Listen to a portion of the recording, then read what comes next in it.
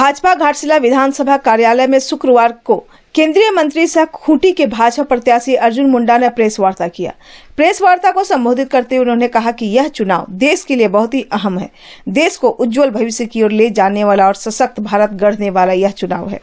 पिछले 10 वर्षों में प्रधान सेवक के रूप में प्रधानमंत्री नरेंद्र मोदी ने अपनी अहम भूमिका निभाई और देश को मजबूत करने का कार्य किया। श्री मुंडा ने कहा कि विपक्ष कई तरह के बेबुनियाद मनगढ़ंत और कई तरह के भ्रांति पैदा कर राजनीति का लाभ उठाना चाहता है। परिणाम सामने है। झारखंड में लूट की स्थिति बनी हुई है। लोगों के घरों से, दफ्तरों से पैसे मिल रहे हैं। हमेशा विपक्ष ने देश को कमजोर करने का और विभाजित करने का कार्य करने के लिए कई तरह के हथकंडे अपनाकर लोगों को दिग्भ्रमित किया है। उन्होंने कहा कि प्रधानमंत्री की सोच है कि हर भूखे के घर में अनाज पहुंचे और ऐसी स्थिति में घरों में, दफ्तरों में बड़ी रकम में पैसे मिल रहे हैं। एक स्वच्छ प्रशासन हो, यह सोच देश के हर नागरिक सरकार से अपेक्षा रखती है। केंद्रीय मंत्री अर्जुन मुंडा ने कहा कि जहां मंत्री के पीए के नौकर के घर करोड़ों रुपए मिल रहे हैं, कांग्रेस लंबे अरसे तक शासन में थी, लेकिन उसने अलग झारखंड की मांग को हमेशा लटकाने का काम किया। आज प्रधानमंत्री नरेंद्र मोदी के नेतृत्व में देश आगे बढ़ रहा है। उन्होंने अपने संबोधन में चुनावी वादे भी किए। शिक्षा के क्षेत्र में हम आगे बढ़े, यह हमारा संकल्प है। कृषि क्षेत्र में हम बेहतर करें, यह हमारा संकल्प है। मौके पर सांसद प्रतिनिधि दिनेश साव, प्रदेश उपाध्यक्ष बड़कुंवर गागराई, भाजपा जिला अध्यक्ष चंडी चरण साव, पूर्व विधायक लक्ष्मण टुडू, पूर्व प्रत्याशी लखन माडी, भाजपा नेत्री सह समाज सेवी डॉक्टर सुनीता देवदूत सोरेन, गीता मुर्मू, पूर्णिमा कर्मकार, जिला पार्षद करण सिंह, सुभाष सिंह, देवयानी मुर्मू, माला दे, राहुल पांडे, कौशिक कुमार, उप प्रमुख गोपाल कृष्ण अग्रवाल, सूरज मन्ना, हरधन सिंह, मंटू प्रजापति, साहिल आनंद, हरप्रीत सिंह, आदित्य सोनी, ब्रजेश सिंह समेत काफी संख्या में भाजपाई मौजूद थे। घाटशिला से रिपोर्ट सिद्धार्थ आनंद की। घाटशिला के लिए सौभाग्य की बात है कि माननीय प्रधानमंत्री जी का कार्यक्रम यहाँ पर 19 तारीख को होने जा रहा है और यहाँ की जनता सीधे उनकी बातों को सुनेंगे, संवाद होगा और मैं मानता हूँ कि यह एक बहुत ही यहाँ के लोगों के लिए सौभाग्य की बात है कि प्रधानमंत्री सुदूरवर्ती घाटशिला में लोगों को संबोधित करेंगे। 7 चरण में चुनाव हो रहे हैं। चौथे चरण का चुनाव पूरा हो चुका है। अब 5वें चरण के चुनाव होने जा रहे हैं। जमशेदपुर संसदीय क्षेत्र का चुनाव इसी कड़ी में 25 मई को संपन्न होने वाला है। इसके साथ ही देश के कई हिस्सों में 5वें चरण के चुनाव होंगे। यह चुनाव देश के भविष्य को उज्जवल भविष्य की तरफ ले जाने वाला, सशक्त भारत गढ़ने वाला और जहां भारत के लोगों को आत्म स्वाभिमान के साथ बढ़ाने वाला एक सशक्त नेतृत्व, जिन्होंने पिछले 10 वर्षों में जनता की सेवा करते हुए प्रधान सेवक के रूप में नरेंद्र भाई मोदी ने देश के आंतरिक और अंतर्राष्ट्रीय स्तर पर इतनी उपलब्धियों को हासिल करते हुए एक आम नागरिक की चिंता और उनके परिवार को प्रगति के पथ पर जोड़ने का कार्य को आगे बढ़ाया है। तो यह चुनाव न केवल एक आम चुनाव है, बल्कि यह देश का बहुत ही महत्वपूर्ण अहम चुनाव है, जहां चौथे चरण के मतदान हो चुके हैं और भारतीय जनता पार्टी को देश की जनता पुनः इस देश में आदरणीय नरेंद्र भाई मोदी के नेतृत्व में आगे बढ़ाना चाहती है, फिर से इस सरकार को चुनना चाहती है। पर विपक्ष कई तरह के अनर्गल,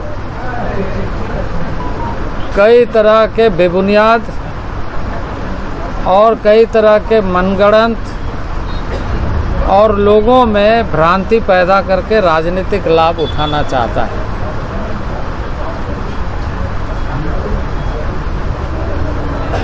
हमेशा विपक्ष ने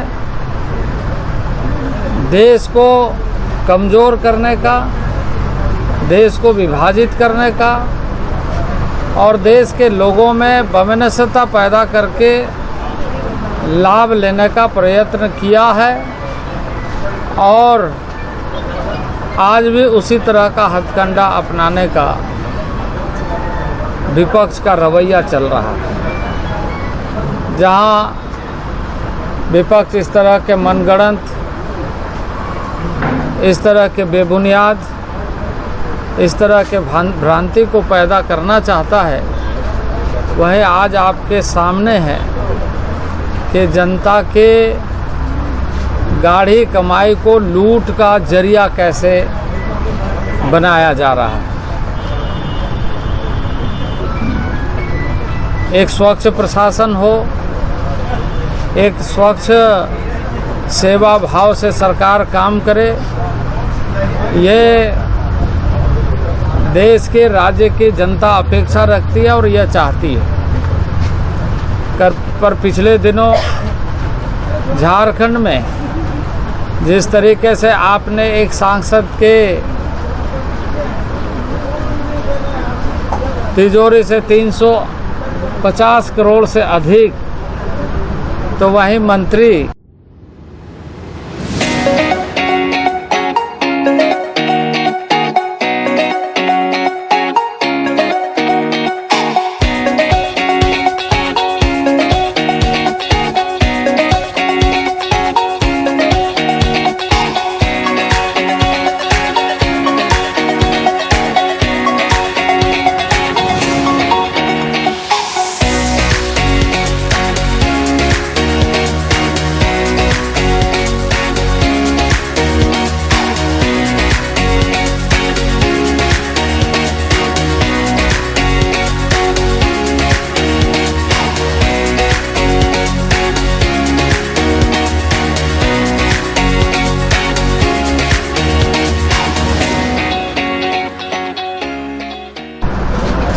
और मंत्री के चापरासी के घर से 35 करोड़ से अधिक राशि बरामद की जाती है। क्या उनको, यदि उनकी एक्चुअल कमाई है तो बैंक में रखना चाहिए? अवैध कमाई है इसलिए वो इस तरीके से पैसों को निजी लाभ के लिए घोटाला का, कमीशनखोरी का, व्यभिचार का पैसा और कुछ संपत्ति के रूप में लूटा हुआ पैसा दिख रहा है। तो जहां एक तरफ देश एक गरीब की चिंता करते हुए अनाज कैसे पहुंचे, उसका चूल्हा ना बुझे, इसकी चिंता करती है कि गरीब के घर में अनाज पहुंचना चाहिए और गरीब अनाज ले पा रहा है, उनको मिल रहा है, उनको दिया जा रहा है। और न केवल झारखंड में, देश भर में 80 करोड़ से अधिक लोगों तक मुफ्त अनाज पहुंचाने का काम भारत सरकार ने पूरा किया है। और इस तरह की कई योजनाएं जो राज्यों को विशेष तौर से राशि दे करके जनता तक पहुंचाने की जिम्मेदारी दी गई है, उन सारे योजनाओं में कमीशनखोरी, लूट मार और इसी तरह का काम चल रहा है। अभी जो हमने सुना है, जो प्रधानमंत्री सड़क योजना है, उसके तहत जो सड़कें बनाई जा रही है उसमें भारी घपले और घोटाले और उसमें टेंडर मैनेज करने वाली बात और उसके कमीशनखोरी में बहुत बड़ी संख्या में लोग जुड़े हुए हैं। और इस रैकेट का भांडाफोड़ निश्चित रूप से होना चाहिए कि टेंडर मैनेज करने वाले तत्व कौन है और वो ठेकेदार लगातार ऐसे गुणवत्ता कम और सड़कों का निर्माण करते हुए भारी कमाई का जरिया बना करके इस सफ़ेद पोश लोगों का थैली भरने का काम कर रहा है। इसके विस्तृत जांच और मैं निश्चित रूप से कहूँगा कि इसमें आगे भी इस बात की, क्योंकि इसमें बहुत सारे मामले सामने आने की संभावना है, इसकी निष्पक्ष जांच होनी चाहिए और ऐसे मामले पर कभी कोताही बरतना नहीं चाहिए। और इस मामले में बताना चाहिए राज्य सरकार को कि यह पैसा किसकी कमाई की है, कहाँ की है और कैसे इतने पैसा एक चपरासी के घर में आया है। यहाँ लोगों के बीच में भ्रांति पैदा करने की कोशिश हो रही है कि देश में आरक्षण ख़त्म कर दिया जाएगा, देश में जनजाति आरक्षण ख़त्म कर दिया जाएगा, देश में आदिवासियों की ज़मीन लूटी जाएगी। मैं समझता हूँ कि इस तरह के भ्रांति पैदा करके एक आम आदमी के बीच में सिर्फ अपना राजनीतिक स्वार्थ, मैंने देखा है कुछ स्थानों में इस तरह के फर्जी वीडियो बना करके गांव के लोगों तक पहुंचाने की कोशिश की जा रही है और कोशिश की गई। मैंने ये सारी चीज़ें खूंटी में भी देखा है और भी स्थानों में। तो इस तरह के राजनीति से देश की दशा और दिशा को आप कैसा देखना चाहते हैं? देश के बारे में जब चुनाव होता है तो देश के आंतरिक मामले भी हैं और देश के बाहरी मामले भी है, बाह्य मामले भी है। अंतर्राष्ट्रीय जगत में भारत की प्रतिष्ठा का, भारत के आने वाले दिनों में उसके एक स्थान का एक बेहद प्रभावी भूमिका माननीय प्रधानमंत्री जी ने निभाया है और एक स्थान बनाने में सफल हुआ है। कूटनीतिक दृष्टि से भारत सफल हुआ है, नवाचार इनोवेशन के दृष्टि से, पेटेंट के दृष्टि से, मैन्युफैक्चरिंग के दृष्टि से, रोजगार के दृष्टि से भारत आगे बढ़ रहा है। और इस तरह के जो हथकंडे अपना करके लोग कोशिश कर रहे हैं चुनाव जीतने का, यह देश के भविष्य को अंधकार के तरफ ले जाने का प्रयास कर रहे हैं। लेकिन मैं जनता से यह अपील भी करता हूँ और हमें विश्वास भी है कि मैं आज जमशेदपुर में हूँ, जमशेदपुर संसदीय क्षेत्र में, और यहाँ से मैं बंगाल जाने के क्रम में आपसे मिल रहा हूँ। तो मुझे उम्मीद है कि यहाँ के तमाम नागरिक जो गाँव में रहने वाले हैं, क्षेत्रों में रहने वाले हैं, इन सारे फर्जीवाड़ा करने वाले, इस तरह के भ्रांति और मनगढ़ंत कहानी गढ़ करके गांव को लुभाने वाले लोगों को अपने मताधिकार का सही प्रयोग करते हुए इसका जवाब देंगे और भारतीय जनता पार्टी को जिता करके एक सशक्त भारत की बुनियाद को और मजबूत करेंगे। उसका निजी विषय है, पर जमशेदपुर की जनता इस देश के विकास में प्रमुख भूमिका निभाना चाहती है और इसीलिए लगातार सशक्त रूप से भारी मतों से यहाँ जनता ने इसके पहले भी और आगे भी जीता करके न केवल वो जमशेदपुर के लिए बल्कि देश के लिए चुनेगी, के लिए समर्पित होकर काम करने वाले हैं। और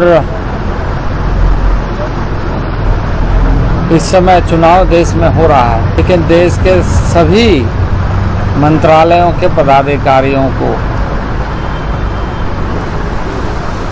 ये कहा गया है कि वो 125 डेज प्रोग्राम बनाए और इस संदर्भ में सभी मंत्रालयों के मंत्रियों ने बैठक किया है और अपना अपना मंत्रालयों का कार्य को आगे बढ़ाने के लिए कि 100 डेज में हम कितना काम इस देश के जनता के लिए कर सकते हैं।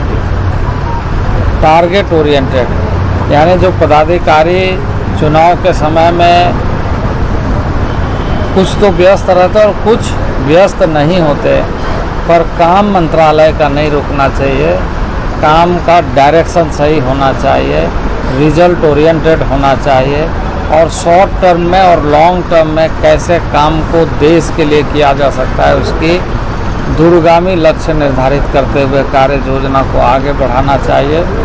हम बजट पर एनम बनाते हैं, लेकिन लक्ष्य हम रखते हैं कि अगले 5 साल में, अगले 10 साल में, अगले 25 साल में हम देश को किस तरीके से देखना चाहते हैं, देश के लोगों को किस तरीके से देखना चाहते हैं। देश के लोगों का उस समय जो औसत आयु है, उस औसत आयु का उपयोग देश हित में, अपने हित में और वो अपने परिवार के हित में कैसे कर सकता है।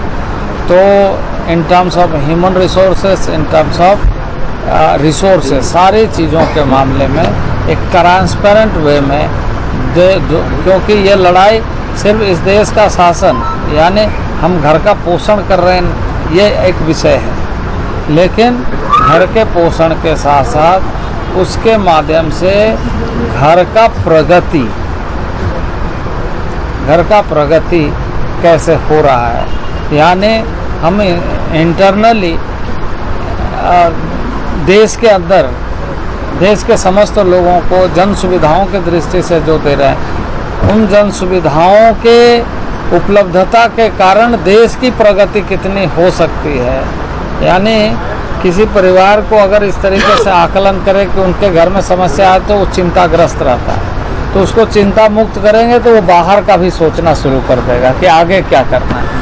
तो माननीय प्रधानमंत्री जी का सोच ऐसा है कि कुछ चीज़ें जो हम सहज ढंग से उपलब्ध कराने में सफल हो जाएं और उस ह्यूमन पावर को नेशन बिल्डिंग में कैसे लगा सकते हैं।